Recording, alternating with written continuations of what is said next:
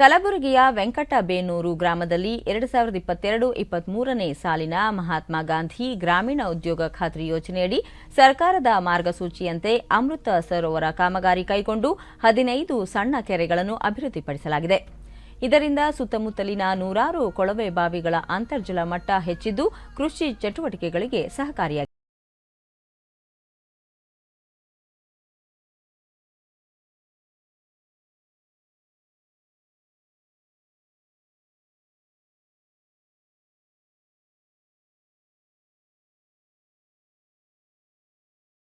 ಇಲ್ಲಿ ಸ್ಟಾರ್ಟಿಂಗ್ ಬಂದಾಗ ಡಿಡಿನ್ಯೂಸ್ನೊಂದಿಗೆ ಮನ್ರೇಗಾ ತಾಂತ್ರಿಕ ಸಹಾಯಕ ಕಿರಣ್ ನೀರು ಸಂಗ್ರಹಣೆಗೆ ಸೂಕ್ತ ಜಾಗವನ್ನು ಪರಿಶೀಲಿಸಿ ಕೆರೆಯನ್ನು ನಿರ್ಮಾಣ ಮಾಡಲಾಗಿದ್ದು ನೆರೆ ಗ್ರಾಮಸ್ಥರು ಹಾಗೂ ಜಾನುವಾರುಗಳಿಗೆ ಸಹಾಯಕವಾಗಿದೆ ಎಂದರು. ಇದು ಕರ್ನಾಟಕ ಶೇಪ್ ಅಲ್ಲಿ ಬರ್ತಾ ಇದೆ. ಹಾಗೆ ನಾವು ಇನ್ನೊಂದು ಇದು ಸೆಂಟ್ರಲ್ ಒಂದು ಐಲ್ಯಾಂಡ್ ಮಾಡಿದೀವಿ, ಒಂದು ದ್ವೀಪ ಟೈಪ್ ಮಾಡಿದೀವಿ, ಒಂದು ಸೆಂಟರ್ ಆಫ್ ಅಟ್ರಾಕ್ಷನ್ ಇರಲಿ ಅಂತ ಹೇಳಿ ಊರಿಗೆ.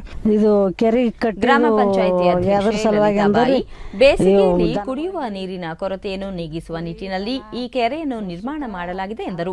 ಬಂದು ನೀರು ಕುಡಿದು ಬ್ಯಾಸಿಗೆದಿಂದ ನೀರು ಇರಲ್ರಿ, ಅದಕ್ಕೆ ಬಂದು ನೀರು ಕುಡಿಲ್ಲ ಅಂತಂದು ಇದು ಕೆರೆ ಮಾಡಿದೇವ್ರಿ.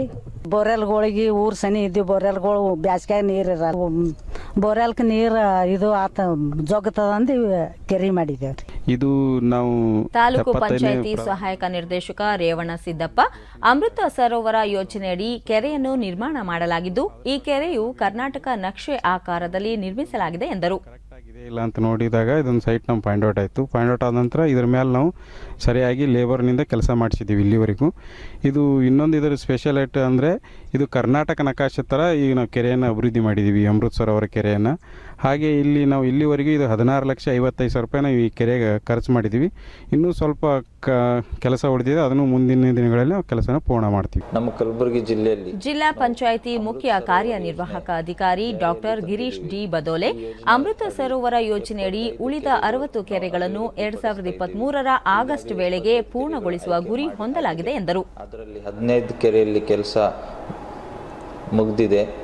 15 ಆಗಸ್ಟ್ 2022ರಲ್ಲಿ ಆ 15 ಕೆರೆಯಲ್ಲಿ ನಾವು ಧ್ವಜಾರೋಹಣ ಮಾಡಿ ಕೆರೆಗಳು ಅನುಷ್ಠಾನದಲ್ಲಿ ತಂದಿದ್ದೀವಿ.